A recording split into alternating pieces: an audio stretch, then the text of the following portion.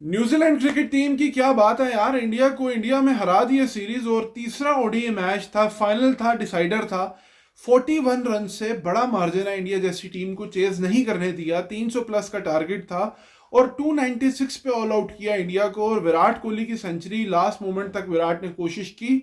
लेकिन मैच पे in detail बात करूंगा, लेकिन एक बंदे का नाम लूंगा, सिर्फ डैरल मिचेल। और डैरल मिचेल ने दो बैक टू बैक सेंचुरीज जो की हैं, मैं कहता हूं कि क्लास बैटिंग की है उस बंदे ने। टीम नीचे लगी हुई थी दोनों मैचेस में, इतना आसान नहीं था। उसने चेजिंग में भी शो किया, उसने पहले बैटिंग में भी किया और टीम स्ट्रगल कर रही थी। और बैक टू बैक शो, पिछली तीन इनिंग्स में, चार इनिंग्स में से तीन में उसने शो कर दिया। आप अंदाजा करो जो उसने तीन चार खेली हैं। और न्यूजीलैंड की पहली ओडीआई विक्ट्री है ये हिस्ट्री की इंडिया में। आई थिंक उन्होंने 8 के 10 खेली हैं, सारी इंडिया जीता है। ये पहली बार ऐसा हुआ है कि वो जीते हैं। और देखो कि ये ना सिर्फ न्यूजीलैंड क्रिकेट के लिए अच्छा है, न्यूजीलैंड क्रिकेट 14 महीने पहले भी इंडिया को वाइट वॉश करके गया था इन टेस्ट मैचेस। और इससे बड़ी बात यह है कि न्यूजीलैंड का देखो प्लेयर कभी भी ना उस तरह उजागर नहीं होते हैं।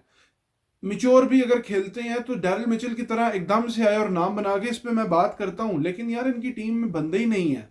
जो लोग कहते हैं ना पाकिस्तान के खिलाफ है CDABD टीम शुगल में, तो हम भी कह सकते हैं देखो यार इनका शुगल में कि इनके पास ना डफी है, ना विलियमसन है, ना इनका लेथम है, ना सेंटनर है, ना इनका जो है ना फर्ग्यूसन है, ना हेनरी है, ना डफी है, ना विलियम ओरूक है, ना सोडी है। कितने प्लेयर्स नहीं है, नए प्लेयर्स को जो है ना, और एक्सपीरियंस वाइज भी वो कम थे। उस पर खैर मैं बात करूंगा। लेकिन सबसे पहले जो है ना, मैं अगर इंडिया की बैटिंग पे आऊँ, जिस तरह से इंडिया ने किया, देखो इंडिया की तरफ से उनकी जो है ना बैटिंग, मैं समझता हूँ बॉलिंग में ठीक था। रन उन्होंने जितना की विकेट थी उस तरह से उन्होंने ठीक ले लिया एक। लेकिन ये है कि इंडिया की बैटिंग ने स्ट्रगल किया। विराट कोहली के अलावा कोई ऐसा नहीं था। हर्षित ने उसके साथ सपोर्ट दी, नीचे से नीतीश ने किए रन। लेकिन फर्क डाला है न्यूजीलैंड की बॉलिंग ने, न्यूजीलैंड की फील्डिंग ने। जो मेन डिफरेंस है वो उनकी फील्डिंग बहुत बड़ा फैक्टर है। जिस तरह से उन्होंने कैच लिए, जब विराट को और हर्षित के जिस तरह उन्होंने कैच लिए हैं, बहुत शानदार। मतलब आप बॉलिंग देख लो ना, जेमिसन ने जिस तरह शुभमन गिल को आउट किया। अभी मैं अगर इंडिया की बैटिंग ओवरऑल पे आऊं, तो आप इस बैटिंग के अंदर खुद देख सकते हो कि इस बैटिंग के अंदर इंडिया की रोहित शर्मा की इस इनिंग्स में स्ट्रगल है। मतलब अगर आप देखो, आज 11 रन किए हैं रोहित शर्मा ने, लेकिन सीनियर प्लेयर है रोहित शर्मा और रन्स करता आ रहा है रोहित शर्मा। लेकिन फर्क ये है कि रोहित शर्मा अब कप्तान नहीं है, तो प्रेशर डिफरेंट किस्म का रोहित पे है। मुझे लगता है कि गौतम गंभीर एज अ कोच, अगर रोहित से रन्स नहीं होंगे, इनका तैयारी यही है कि भाई इनको साइड पे करके जयसवाल को इन करना है, जो मुझे लगता है ठीक है। ये इसी इंतजार में है, हालांकि ऐसा होना नहीं चाहिए, क्योंकि रोहित शर्मा ने स्टार्ट उनको मिले 29 पे 26, 38 पे 24 और 13 पे 11। लेकिन हो जाता है इस सीरीज में, नहीं ऐसा सच रन आए। लेकिन अगर मैं बाकी नीचे आता जाऊं इंडिया का, तो गिल को भी स्टार्ट मिला, बहुत शानदार बॉलिंग की। ऊपर से काइल जेमिसन ने चौका खा के जिस तरह अंदर लाया, वो बॉल कट हुआ, क्लास, परफेक्ट डिसमिसल। ये टेस्ट लेंथ हिट करते हैं और इनका कंट्रोल बहुत अच्छा है ये न्यूजीलैंड के। विराट कोहली, मतलब वो टिपिकल विराट जो है ना, वो ले जाता मैच। लेकिन यह है कि सपोर्ट नहीं थी। श्रेयस अय्यर शायद इंजरी के बाद आया, बिल्कुल फारिग shot out. Rahul ball hold किया, आउट हो गया, फंस गया। नीतीश रेड्डी ने रन किए 53, लेकिन कोई ऐसा सच लंबा नहीं जा सके। लंबा जाते जडेजा नीचे से रन नहीं कर सका। हर्षित राणा ने 43 पे जो 52 किया, उसने एक होप दी इंडिया को। हालांकि मैं समझता हूँ बहुत दूर चले गए थे, एक चांस था, हर्षित और खड़ा होता तो जा सकती थी गेम। लेकिन हर्षित राणा जो है ना वहां पे आउट हो गया फुल टॉस पे। और उसके मतलब रन्स काफी थे ना, विराट कोहली को अकेले 60 रन वहां से तकरीबन करना था। 38 बॉल्स थी, 39। शायद हर्षित होता तो गेम डिफरेंट होती, वो ले आए थे। पैनिक क्रिएट हो गई थी न्यूजीलैंड के उसमें भी। लेकिन क्रेडिट गोज टू इनकी बॉलिंग। जेमिसन ने जो ओवर किया, स्टार्ट लिया। फोक्स एक्सपेंसिव रहा लेकिन आउट किए, विकेटें जरूरी थी। देखो रन्स तो इनके 337 थे, शायद 20 25 30 और रन हो सकते थे जिस तरह से मतलब थे उनकी, उस पर मैं बात करता हूँ। लेकिन इनकी बॉलिंग, लेनिक्स को देखो, लिनॉक्स को, रुक के सेंटर की तरह वो आता है, बॉल करता है, ठीक है। फिलिप्स ओवर निकाल देता है। क्लार्क ने 3 आउट किए 9 ओवरों में। तो ये सारे अनजान से नाम है, नए नाम है। मतलब आप अगर इसमें देखो, एक्सपीरियंस इतना नहीं है। लेकिन इंडिया ने स्ट्रगल किया, 13 ओवरों में 4 आउट हो गए। उसके बाद इंडिया रिकवरी मोड पे था और पहली सीरीज उन्होंने जीती अपनी।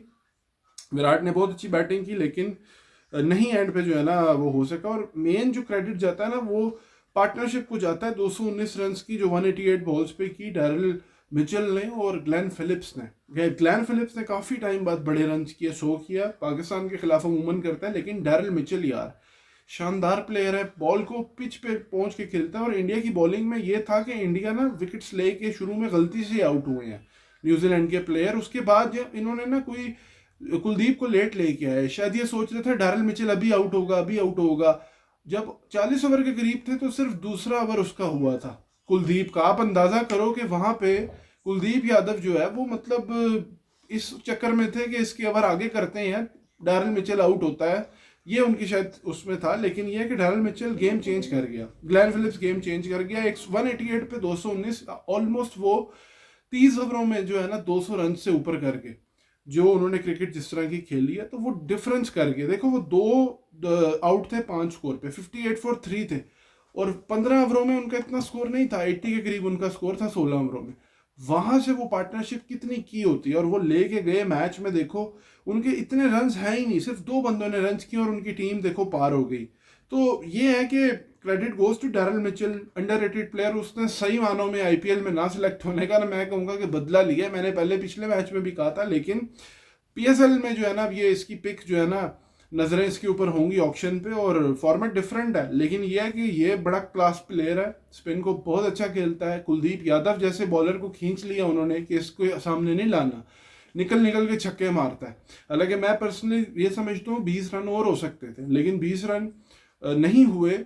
क्यों? क्योंकि विकेटें इनकी भी ऊपर से जल्दी गिर गई थी, पार्टनरशिप के बावजूद और बेहतर क्लोज हो सकता था न्यूजीलैंड का, मुझे ऐसा लगता है। लेकिन इस रन्स को उन्होंने डिफेंड किया जो कि तेज आउटफील्ड थी, मुश्किल था, लेकिन उन्होंने इंडिया जैसी बड़ी टीम को इसमें रोका। तो ये न्यूजीलैंड क्रिकेट की जो है ना एक वो शो करता है कि प्रोफेशनलिज्म और चीज़ें, और इंडिया और गौतम गंभीर के लिए कि वो देखें कि क्या चीज़ें बेहतर हो सकती हैं चीज़ें। और शर्मन गिल ने प्रेस कॉन्फ्रेंस में बात की, लेकिन बड़े ठंडे से मूड में बात की, कुछ समझ मुझे आई नहीं इतनी खास, लेकिन मतलब कुछ होता है ना कि रूठा रूठा नहीं होता बंदा, इस तरह से मुझे वो लगा।